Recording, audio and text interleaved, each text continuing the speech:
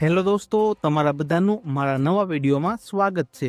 દોસ્તો, તમને બધાને ખબર જ હશે કે 31 ડિસેમ્બર પહેલા તમારા પાન કાર્ડમાં આધાર કાર્ડ લિંક કરવું જરૂરી છે। જી હા, તમારા પાન કાર્ડમાં જો આધાર કાર્ડ લિંક ન હોય તો તમે જલ્દીથી કરાવી લેજો, કેમ કે 31 ડિસેમ્બર 2025 પહેલા જો તમારા પાન કાર્ડમાં આધાર કાર્ડ લિંક નહીં હોય તો તમારું પાન કાર્ડ બંધ પણ થઈ શકે છે। તો આજના વિડીયોમાં હું તમને બતાવીશ કે તમે કઈ રીતે ચેક કરી શકો છો કે તમારા પાન કાર્ડમાં તમારું આધાર કાર્ડ લિંક છે કે નહીં। જો તમારા પાન કાર્ડમાં તમારું આધાર કાર્ડ લિંક ન હોય તો તમે કરાવી શકો છો, અને જો હોય તો કાંઈ પ્રોબ્લેમ છે જ નહીં। તો તે જાણવા માટે તમારે ગૂગલમાં સર્ચ કરવાનું છે income tax department.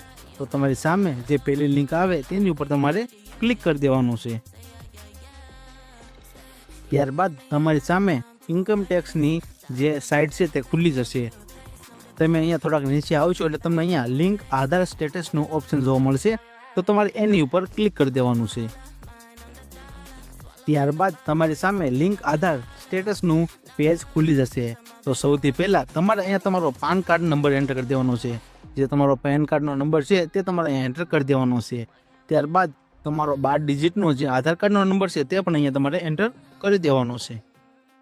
PAN card number અને આધાર કાર્ડનો નંબર એન્ટર કર્યા બાદ તમારે અહીંયા વ્યૂ લિંક આધાર સ્ટેટસ ઉપર ક્લિક કરી દેવાનું છે। જો તમારા પાન કાર્ડમાં પહેલેથી તમારું આધાર કાર્ડ લિંક હશે તો તમને આ ટાઈપનું જોવા મળશે, your PAN card is already link Aadhaar card. અને જો તમારા પાન કાર્ડમાં આધાર કાર્ડ લિંક નહીં હોય તો તમને કંઈક આ ટાઈપનું ઓપ્શન જોવા મળશે, એટલે કે તમારા પાન કાર્ડમાં તમારે આધાર કાર્ડ લિંક કરવું પડશે, એ પણ 31 ડિસેમ્બર પહેલાં।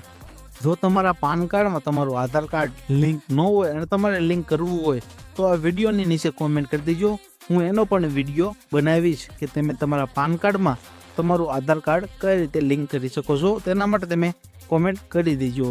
આજનો વિડીયો પસંદ આવ્યો હોય તો વિડીયોને એક લાઇક કરી દેજો, અને આવા જ નવા વિડીયો જોવા માટે મારી ચેનલને સબસ્ક્રાઈબ કરી દેજો। મળીએ આવા જ નવા વિડીયોમાં। જય હિન્દ, વંદે માતરમ।